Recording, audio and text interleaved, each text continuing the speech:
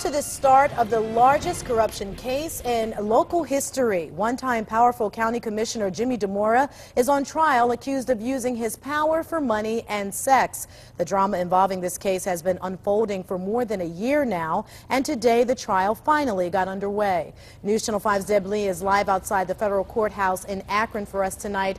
And Deb, we understand that the prosecution has already started calling witnesses in this case. Oh, that's right. One of the FBI agents who was involved in this case from the start was the first witness on the stand this afternoon. And it became clear very soon today that the government is wasting no time trying to link Jimmy Dimora to Frank Russo, the former county auditor who has already pleaded guilty in this case. Meanwhile, the defense is launching a preemptive strike, if you will, attempting to distance Dimora from Russo and questioning Russo's credibility. Jimmy Dimora played no part in Frank Russo's corruption, defense attorney Andrea Whitaker told jurors during opening statements. Government attorneys are painting Dimora as a man who used his office as Cuyahoga County Commissioner for personal gain, sold public contracts and jobs for money, sex, and improvements to his house in Independence, and that Dimora and Russo worked as a team. As U.S. Attorney Antoinette Bacon put it in her opening statement, together, Commissioner Dimora and Auditor Russo had a tremendous amount of power in this county, and before long, Dimora and Russo realized that some people were willing to buy that power.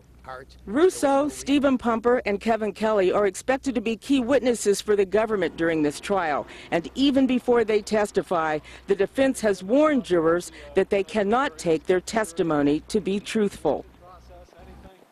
Now, session, and the jury is right now the first of many recorded phone conversations between Dimora and some of the other key people in this case. The government is trying to establish with this set of recordings that Dimora got a deal on a trip to Las Vegas in exchange for a contract for the Juvenile Justice Center. Now we'll have much more on this first day of the trial coming up at 6. For now, I'm live in Akron. Deborah Lee, News Channel 5. All right, Deb, thank you very much. Also, cameras and recording devices are not allowed inside the federal courtroom where Dimora is on trial. But tonight we are getting an inside look from News Channel 5's Paul Kiska, who's watching all the key players.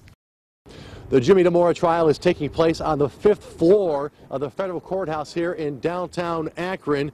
Federal court here, a large room for a courtroom, very quiet though and strict. One attorney talks at a time. Judge Sarah Leoy runs a tight ship in her courtroom, room 530 on the top floor here, but she shows care for the jury, making sure they get their breaks and a good hour for lunch.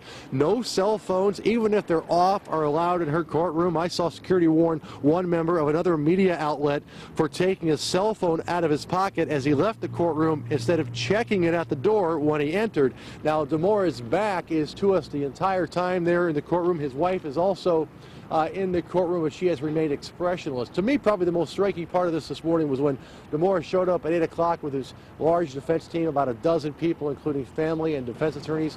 They carried 3 boxes of documents, but 12 people going down the sidewalk, entering it, extremely quiet the entire time, not talking to each other, obviously not talking to the media as they prepared for day 1 of this trial.